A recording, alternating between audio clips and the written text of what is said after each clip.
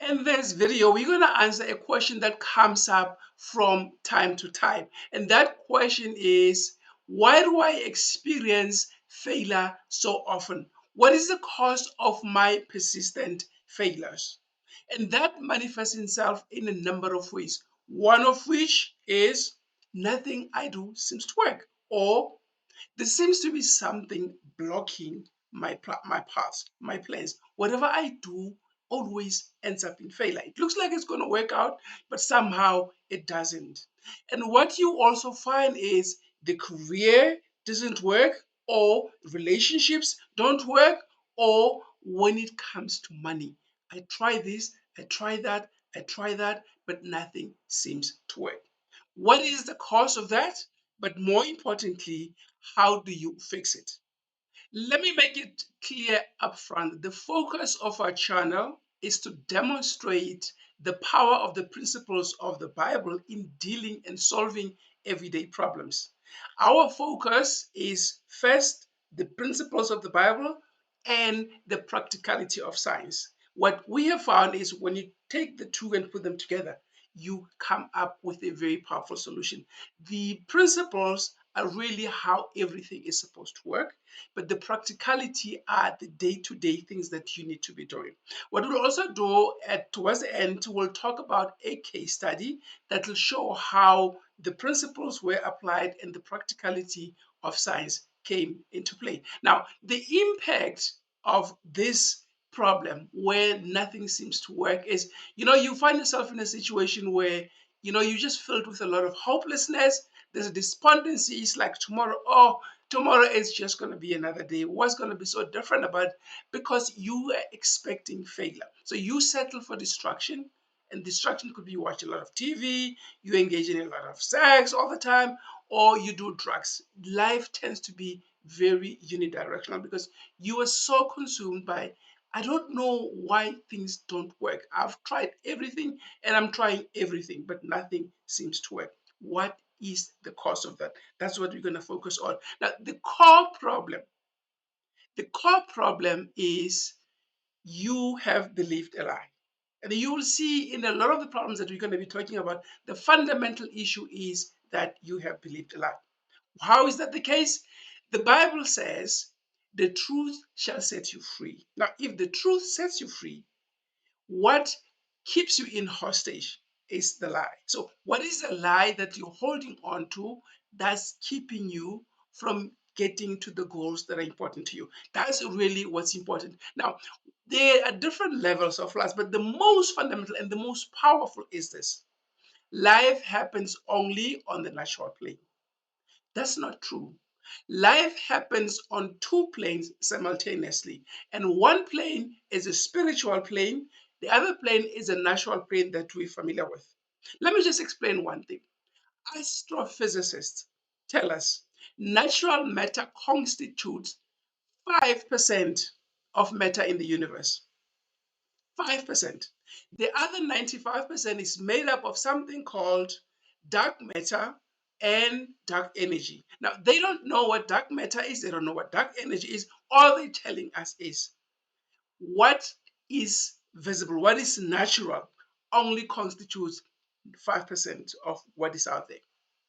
The Bible puts that in a different way. It says life is both spiritual and natural. The bigger component of your life is actually spiritual.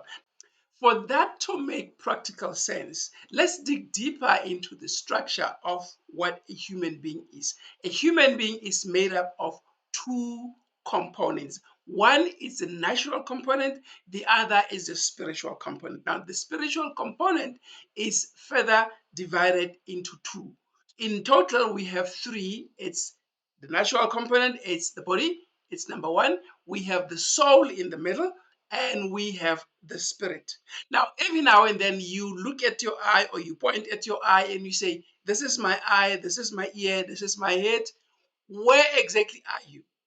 If your hand is your hand and your leg is your leg, where exactly are you? You are the spiritual component that's called the soul. The Bible sometimes calls it the heart. obviously not the physical heart. Now, what's important is the body we know has senses. It's got the sense of sight, the sense of smell, etc. The soul also has its own senses. That's why when you explain something to somebody, they will say, "Oh, I see." That means they seeing with the eye of the soul, like the eye of the mind.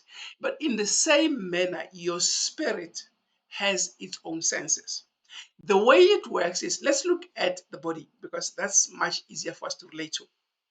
When it's cold, the body picks up that it's cold through the senses and it relays that information to the soul. The soul is really the heart of decision making. That's really where you are. And then you make a decision, okay, because it's cold, we need to put on something that's appropriate. In the same manner, you've got information that comes through from the spirit. Remember, the spirit also has senses.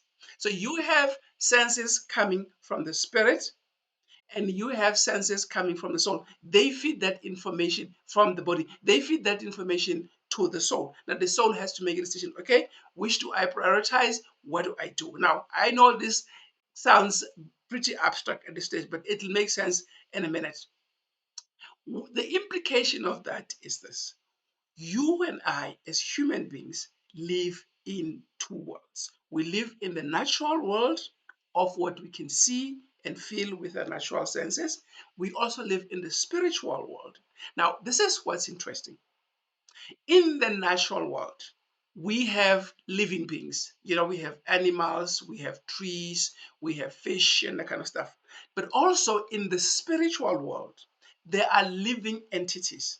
Now, obviously, the entities in the spiritual world are the entities that we cannot see with the natural eyes, but we can see them with the spiritual eye, or more appropriately, we can perceive them with the spiritual eye.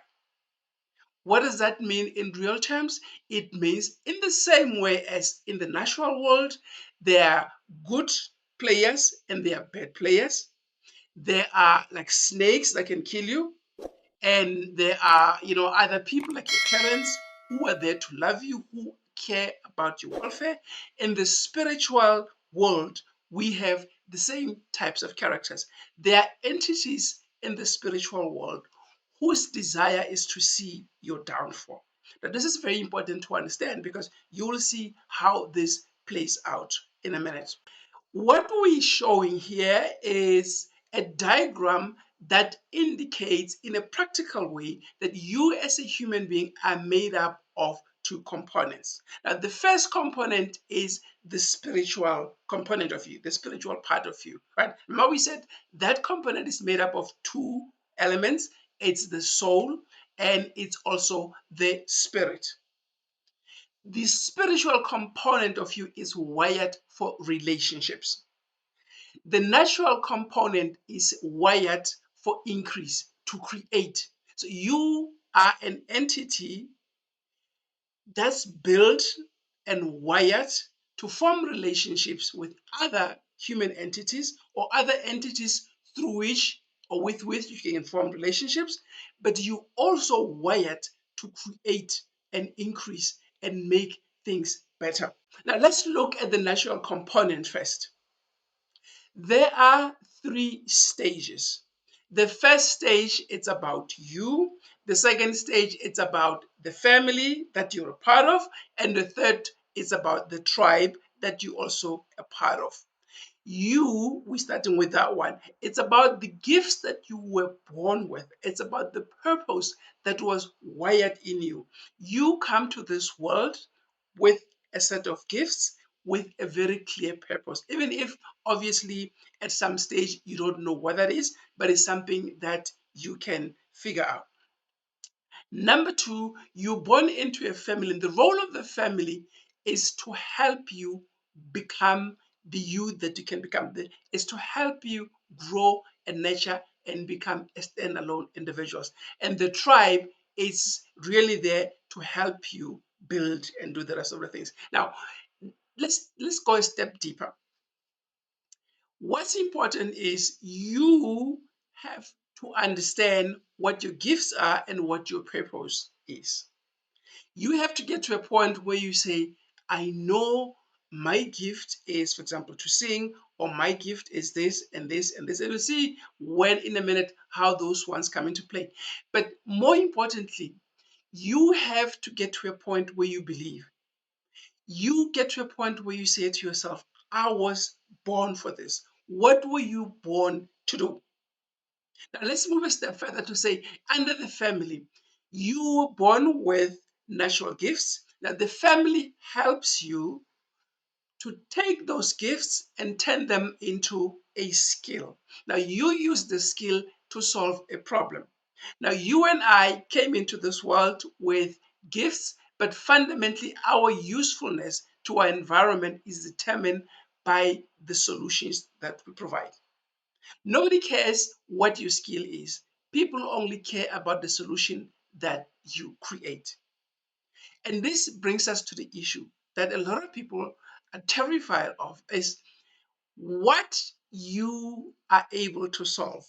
You need to talk to people about it so they can buy it. I mean, if you have a solution for cancer, for example, you can cure cancer, let's say hypothetically.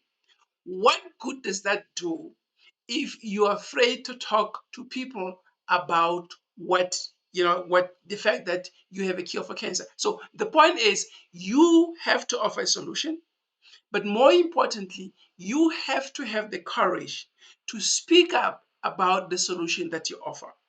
And this is why when you go for job interviews, the people who get hired are the ones who talk eloquently about the solutions that they have provided in the past, that they can provide in future based on the evidence that they provide. So it's important to understand that communication is selling. So you've got to be clear about, this is the solution that I offer. Now, people obviously don't care so much about your solution, or they care about, can that solution benefit me? And that's why we talk about the promise. What is the promise of your solution? See, when you look at a Rolls Royce, for example, you know what that brand stands for. It stands for elegance, sophistication, ultra comfort, and a whole host of things. When people get you, what do they get? What is your promise? And we move on to the third level. Again, we spoke about, you are part of the tribe. Now, you came with raw talents and gifts, and your family helped you to develop those into skills.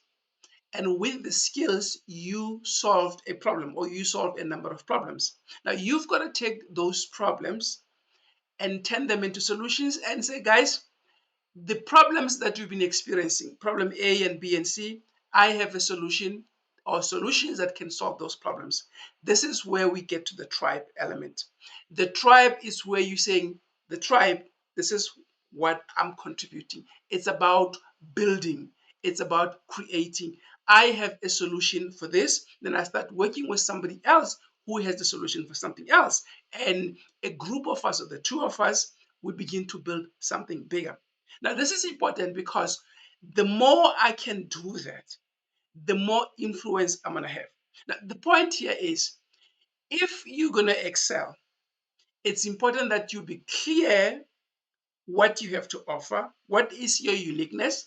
And number two, you've got to be clear what your promise is. What are you saying to the world that you sell? People, remember, buy the benefits. They don't buy, the whistles and the bells of what you sell.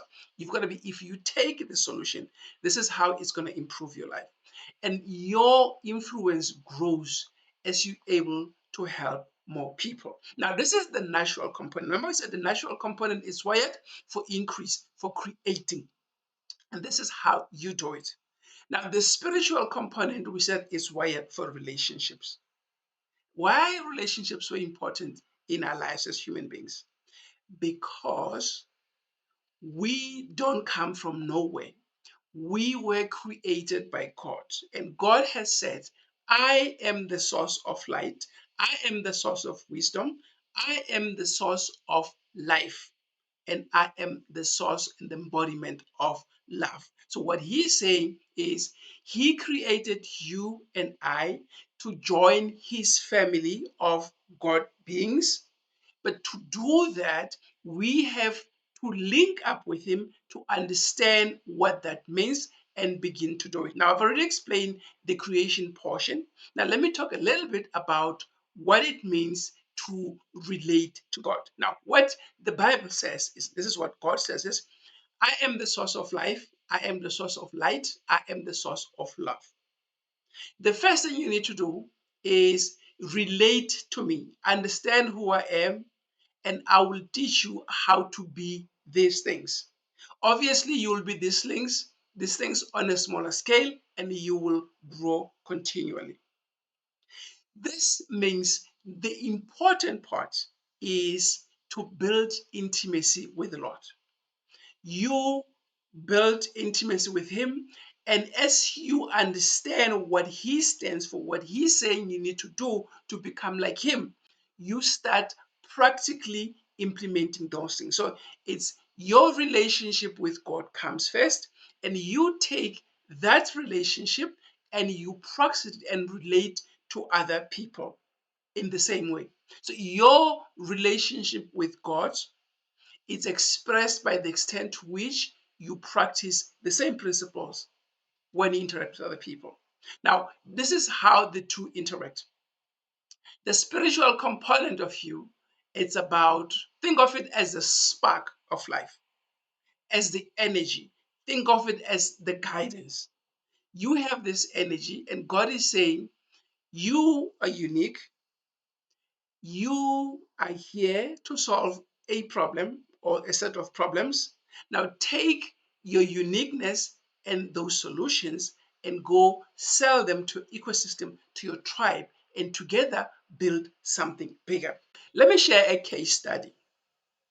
Now we have this gentleman, his name is Daniel. Now Daniel has had a very good life. He lives, in a nice suburb. He doesn't have any debt. He's got his cars paid up, he's got his property paid up, and life is good, and he's got a lot of money in the bank. And then somewhere along the way, Dan loses everything. And he's like, oh man, he's a problem solver because he's always been his entire life. And he tries this and that to solve a problem. But nothing seems to work. And so he's a typical guy who says, nothing I do seems to work. Now he gets to a point where it becomes so clear to him that there seems to be something that is sabotaging him, but he doesn't know what that something is. Now I can talk about this in more detail, but let me just use this one example. He was an experienced individual who was highly educated, and he worked for a very good company, and so his experience was highly valuable in the marketplace. But he was a very eloquent guy. Whenever he went for interviews, he would always be offered a job. But at the interview, they offer a job verbally and they say, we will confirm that in writing. But between being offered the job at the interview and getting that appointment letter, something always went wrong. And it happened so many times that he began to expect it. Now, he didn't know what this was caused by, but he knew something was happening. Now, what really turned things around was when Dan began to understand that life happens on two levels. There's a natural level, there's a spiritual level. He was doing everything right in the natural, but there was something spiritual that was wrong. So, in a nutshell, let me just put it this way: there were bad spiritual entities that were blocking his breakthroughs. And once he understood that, he went back and started working on his relationship with God. Remember, we said the spiritual component is about how you relate to God, and the main way that you relate to God is through building intimacy, love, and how you communicate with God, etc. And once he started working on that, things begin to open up in his life, and he began to experience opportunities out of nowhere. The same opportunities where he would like, okay, in the past, I would approach an opportunity like this and I would always know something would go wrong, but things started opening up. What am I saying? I'm saying one of the lies that we believe is that life happens only on the natural plane. But that is not true. Life happens on the spiritual plane as well. As a human, you're a spiritual entity that lives in a physical package called the body. The body, after you die, stops working, obviously, and it gets disintegrated, and animals and etc. Not animals, but little insects and so on start eating it up. But the spiritual component, remember, is the soul and the spirit begin to go to God where they came from. Now, there's a video that we're going to have that will explain this in a lot more detail. The point here is things aren't working in your life for a number of reasons. Number one, the lie that you believe that life happens only on the natural plane. There are spiritual forces that could be hindering and blocking your breakthroughs. And the way to deal with that is to develop intimacy with God. Now, when I talk about intimacy, I'm not talking about you going to church or you reading the Bible daily. I'm talking about intimacy. The best example of intimacy that I can give now is a mother with her like very young baby. The mother is very tuned to what's happening to the baby, and the mother is focused on making sure she does the best possible for the baby. So intimacy is a relationship where I say my contribution to this relationship is to find out what the other party cares about, and once I figure out what they care about, I do my best to offer them what will make them happy. That's really what intimacy. Intimacy is about constant communication. Intimacy, it's about listening and hearing. It's about doing what will benefit the other person. Of course, you and I, the relationship with God, it's kind of lopsided. It's nothing that God needs from us. But He's saying, my job, the reason you were born is because I want to turn you and to grow and mature you into a God being, the smaller version of me. We call those sons of God. That's what the New Testament is all about. That is God's plan for your life, to see you grow and mature in your identity as a God being. And the way you do that is through creating on the basis of the love that comes from God, the illumination, the life and the light, and a whole lot of things that come from. There's a video that will talk about these things in a lot more detail. But the point is this: number one, the reason everything is falling apart, intimacy with God. Fix that. Number two, do you really believe that you were born for this? I mean, what is it that you believe you were born for? It's very important because therein lies the opportunity for your greatness. And number three, it doesn't help to know I was born for this, but I don't offer solutions. People out there are yearning for the solutions that I have to offer. People buy solutions to problems that they have. So if you can create some of those solutions, you don't have to create the entire solution, for example, a cure for cancer. You can just play a part in perhaps you develop the communication that is associated with that solution. That's really what's important. So, number one is build intimacy with God. And number two, solve problems and communicate the promise. This is what I stand for. This is the solution that you're going to get when you get me. This is what I stand for. And number three, we haven't spoken about this, but we will have a video and a number of videos that are going to talk about this. And number three is grow money trees. Money trees, the two types is, and you need a combination of those, is assets that appreciate in value, like property, for example, and you have assets that generate income. See, if you have that cushion, it becomes so much easier to do a number of things and some of the things that we've spoken about. But that's something that we'll talk about in a lot more detail later on.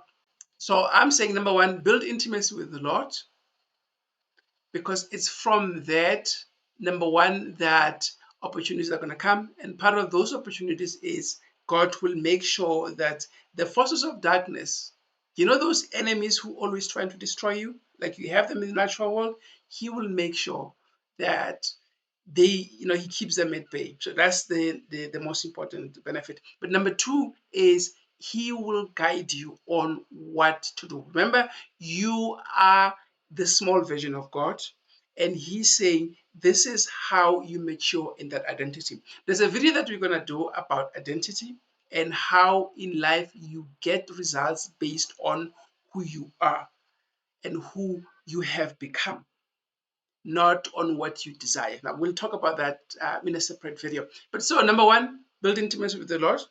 Number two, solve a problem and go out there and sell those solutions or that solution. Let people know what they get when they get the solution. It's the benefits. People care about the benefits, not about the skill that you have or the solution. If the solution is going to help me, I'll buy it. If the solution is not going to help me, I'm not interested. That's what people are going to say. And the third part is grow money trees. Money trees are assets, number one, that appreciate in value, and number two, that generate income on a consistent basis. You need both types because nobody knows what the future holds. Things could be going right now, but for the next 5 years, you could find yourself in that situation where nothing that you do works. But if you have that buffer, you've grown those money trees, it becomes easy to figure out what's going on without putting your family under too much stress. I hope you found this video helpful. And let me just say to you that we're going to be talking about these things over and over and over. The principles of the Bible coupled with the practicality of science. That's where magic begins to happen. The problem amongst many Christian believers is God will provide. God will provide. Of course, God provides. But He provides the resources. It's up to you to take the resources and produce results. He gives you the land. You must take the land and plant, what will give you the means to live. See you in the next video. Bye bye.